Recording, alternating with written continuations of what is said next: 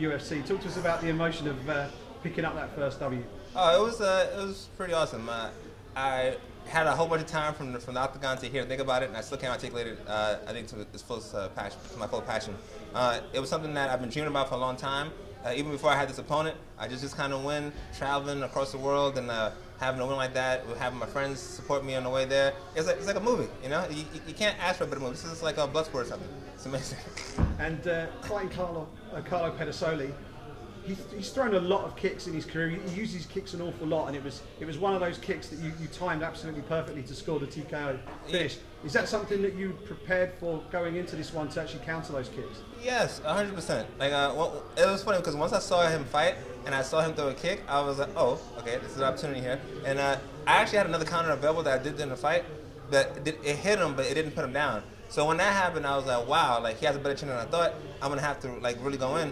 I gave him a little too much time. I took too many kicks, letting him get comfortable. I should have just blocked him, but I saw that he was getting very, very confident. He was like moving his head and saying things, and I knew that the time was gonna come. Having had the UFC debut and it not quite going your way, did you feel a little bit more pressure on yourself coming into this one?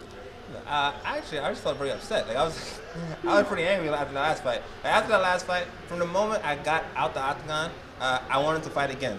You saw I tried to fight in New York a little while ago. I was ready to fight the moment I landed back in San Jose. So this to me was something that had to happen this particular way for me to feel somewhat satisfied, and I'm still not satisfied. I'm still upset, and I want more fights to prove that I belong here. That's the most important thing to me right now.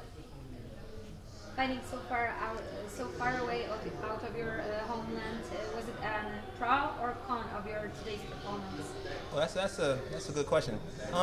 I don't think in any way it was a con, because for me, anywhere that I fight is good. As long as I can get there and fight, it's good. I think that having all that time on the plane to think about what I'm going to do, and then being worried about going back with a loss, you don't want to take a long plane ride back home after a loss. I'm telling you right now, it is bad. So that's more motivation to win, if anything.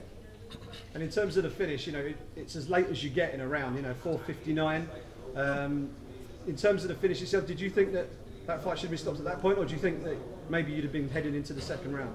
I didn't even know the time. To be honest, I didn't even know the bell ring. Like I don't know what happened. I just know that when I knocked him down, he was out. When he hit the ground, I almost didn't follow up. I was like, this is over. But then I said, wait a minute, because I've done that before, and then things didn't work out. So I followed up, and then I felt him start going limp again, and then I was like, okay, they stopped it, and it was done. I was surprised to hear there was any kind of confusion. Then when I saw the replay for it, I was like, there's no way that this is any confusion. But I respect the guy's heart, not even to be condescending or anything like that. Honestly, I respect his heart. I respect the fact that he wanted to continue to fight like any true fighter would, and for that I commend him.